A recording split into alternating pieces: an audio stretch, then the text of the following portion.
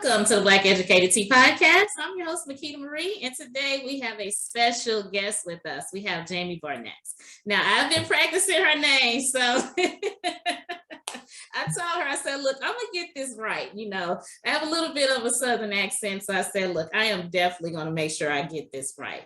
But she has graciously taken time out today to really just tell us all about the magnificent things she do. Jamie is an author. She is a film critic.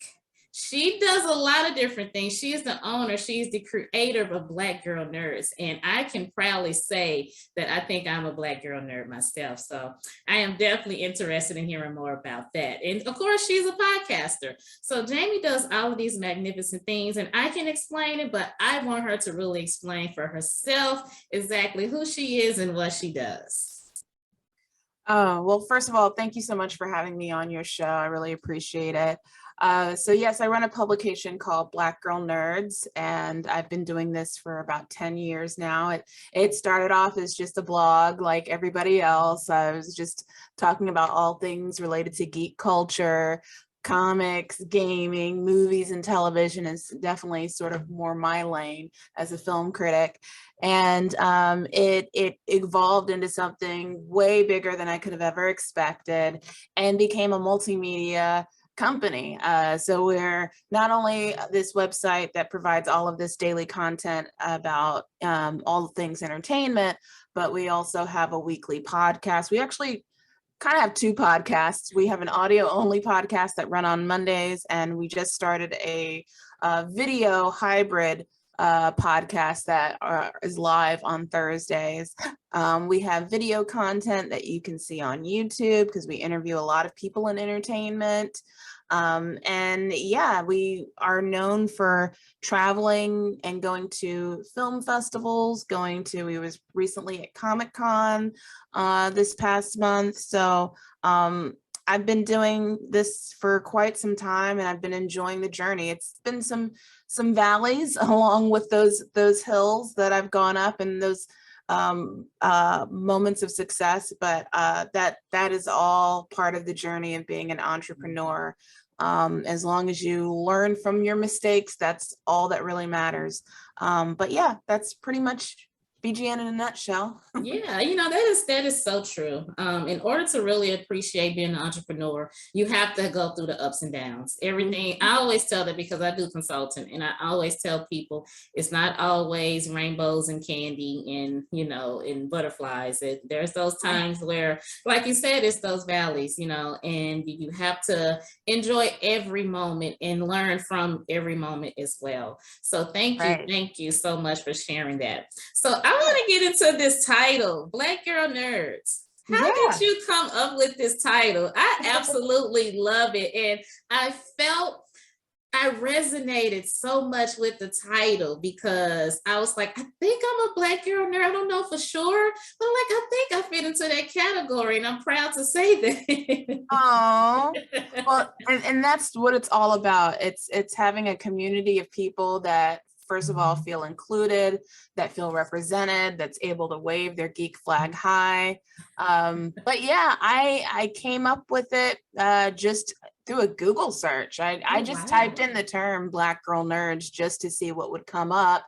And oddly enough, nothing came up in Google. And even under the Google image search, what did come up was white women wearing glasses with black frames. So, and that was that was back in 2012. So Google didn't even have, you know, an This is just 10 years ago.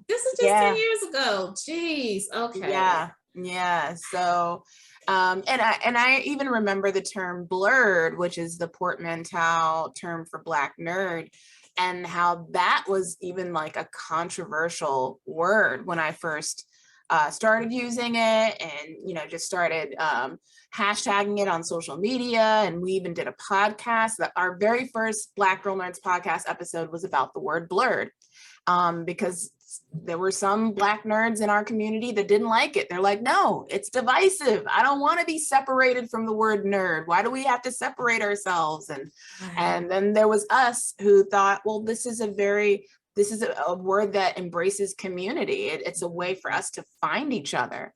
And now when you see the word blurred, people have used it in, you know, with their companies, with branding. Aisha Tyler has mentioned it in her best-selling book. It's been mentioned in movies and shows. So it's awesome that, you know, Black nerddom has really I like grown that. and embellished over the last 10 years, which is great. That is really great. And just to think 10 years ago that it was such a controversy, you know, just 10 years ago, that wasn't 100, 200 years ago, just 10 years ago, it caused so much controversy. And I really just want to say thank you for actually creating the platform and the space for us to feel comfortable, to just embrace who we are.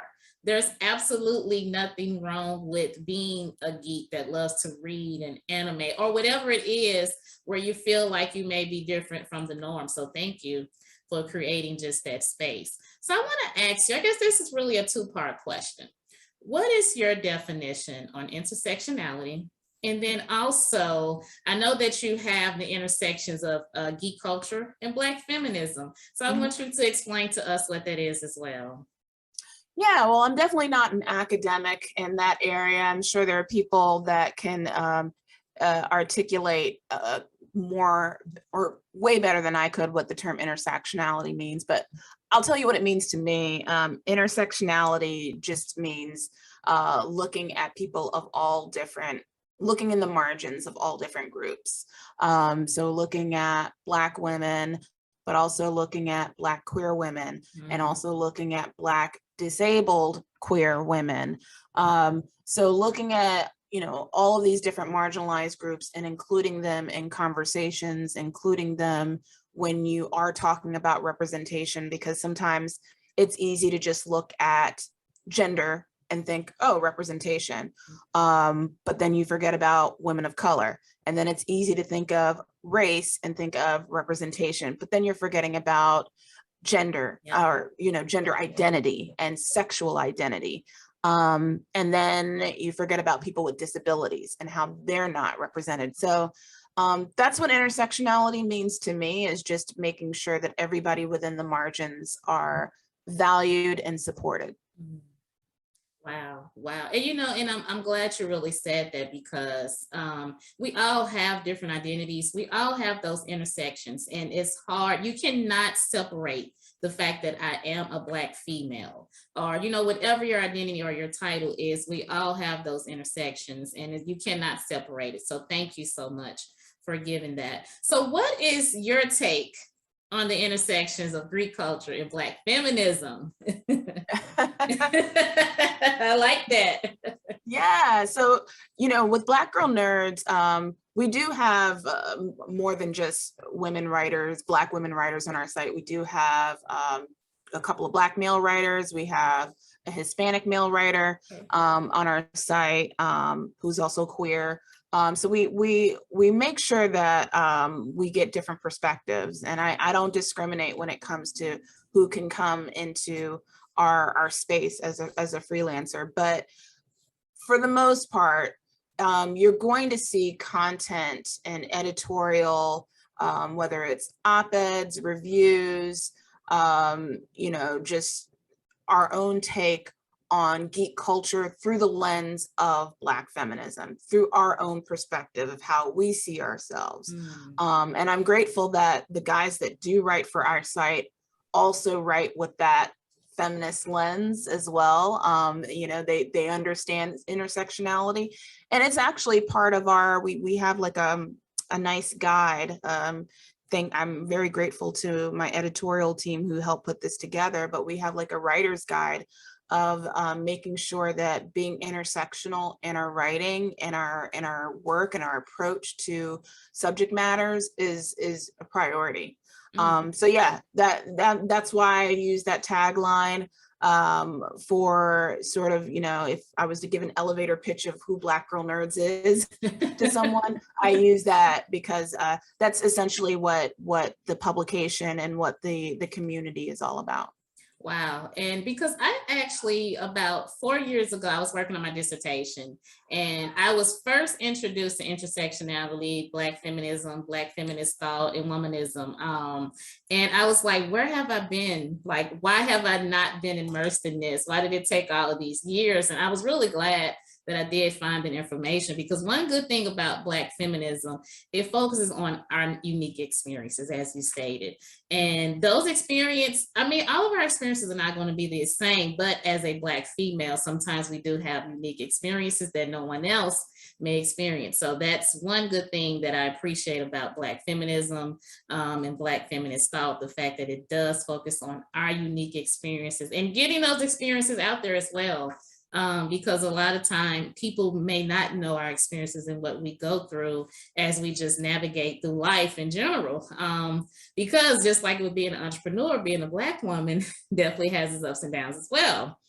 And so, so that is one thing I really appreciate about Black feminism. So I want you to leave us all with one thought or one statement that has helped you through your journey with the Black girl nerds, that you would just like to lead to other Black girl nerds as well. One word. Wow. Persistence.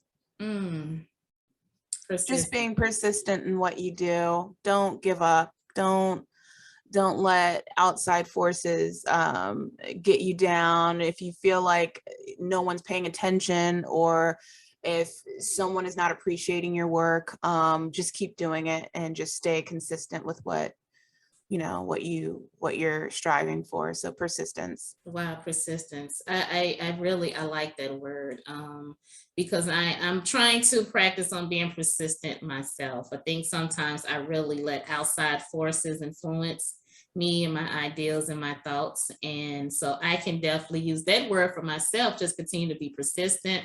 Know that everybody is not going to understand your journey. Everybody's not going to understand what you're trying to do. But when it makes sense for you and you feel it within every fiber of your being, you stay persistent with it, just like you have. I can't even imagine like how many people did not understand Black girl nerds and the Greek culture and Black feminism, but you didn't stop. No. Because it was true to you. Yeah. Yeah. I can just imagine, family and friends that didn't understand it. And a lot of times when people don't understand, either they shy away from it or they may say negative things about it because they don't understand it. So I can just imagine, some of the backlash you may have received for something so magnificent, but also so new to some people. So thank you for, the work that you're doing, that you're going to continue to do, and getting that message out there. There's nothing wrong with being a Black girl nerd. Nothing wrong at all. It's a beautiful thing. And we're getting thing. popular. We're becoming a part of mainstream culture. So get with it. As we should, because we have been in existence for like forever. I mean, exactly. Like it's not new. That's the crazy thing. Yeah. It's like we have been, it immersed in nerdom, as you say. Yep. There's nothing wrong with that. The fact, I can remember when I was a teenager, when all of my other friends were just hanging out and playing. I was at the library trying to get bibliographies and, just always liking to read and research and find things. And I was the only one like that. So I appreciate the fact that you are creating this platform for women to just come in and be able to be themselves. Women, young adults, teenagers, and young girls. Because I was the only one. So I guess you consider me to be the outsider during that point. So I would have definitely appreciated a platform as yours to be able to see, I'm not the only one. Yeah, that's into certain things. So thank you for that. And I also want to say, Jamie, thank you so much for taking a part and being a part of this podcast. It is really appreciated. Continue to do all the amazing things that you are doing. And I'm going to continue to follow your journey and definitely your podcast and your website. But please let everyone know where they can find you at. Yeah, you can find me on all of the socials. So at Black Girl Nerds is where you can find us on Twitter, Facebook, Instagram. blackgirlnerds.com is the website. We put up content every day. So if you want to read something while you're waiting at the doctor's office This place. or on the train ride home, you can go ahead and pop that up on your phone and read that. And my personal Twitter is at Jamie Broadnax. I'm not on Twitter much these days, but you can follow me there if you're on Twitter. And yeah, and if you happen to be in Toronto next month, I'll be there for the Toronto International Film Festival. So I'll be covering that for Black Girl Nerds. Okay, congratulations on that. So I am definitely going to be looking out for that because I am excited to see all the great things you're going to do there. And don't feel too bad about Twitter because I'm not really on there as well. So it's so weird. I used to be on Twitter all the time. That was like my app. And then after a while, it became a little too toxic for me. And then I decided to exercise some self-care and unplug. And after that resetting of just not being on Twitter, I just didn't have the interest in the app anymore. And I think it was the same for me. Yeah. It's like when you stop eating like a really bad junk food for 30 days and then you start tasting it and it's not good anymore. It's not. Your taste buds doesn't want it anymore. Your mind didn't want Twitter anymore. And I think mine is the same. I don't even remember my login for it. I can honestly say I don't, because I'm never on there. And I'm, like you say, I'm content with that because it is a little toxic. You know, it's really negative and really toxic. So I mean, there are good spaces and I'm definitely trying to make sure that Black Girl Nerds still keeps our presence on Twitter because it's actually, as far as followers go, that's the largest amount. Okay. Yeah, that's our biggest platform. So every now and then, like I've done a Twitter Spaces in the past. I did that about a couple of months ago. I plan on doing another one soon. So I still engage with the app, but I used to be on there just personally, just, tweeting out my own personal which we tend to do. Yeah. And I've stopped doing that part of it and just use Twitter mostly to, promote the brand and put out content from BGN that maybe people on Facebook and Instagram or people that don't use Facebook or Instagram would go to look to Twitter to see our content. So that's mostly what I've been using it for. Okay, yeah, Instagram purposes. Instagram has been more of my app these days. It's a very interesting app to use, and it's been more fun to engage in that way. It is. Yeah. It really is. So yeah, I mean, I definitely I can see it for business purposes, and then just a separating the fact, not on there as much for personal reasons, but for business. So you post things and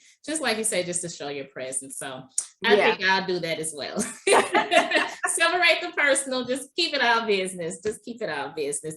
So again, Jamie, thank you so much for being a part of the Black Educated Tea podcast. And I just greatest in all of your endeavors, and I will definitely be tuning in as you visit the Toronto Film Festival. I cannot wait to see all the amazing things you post on your website, so I'm definitely going to stay tuned with that. And as always, this is the Black Educated Tea podcast.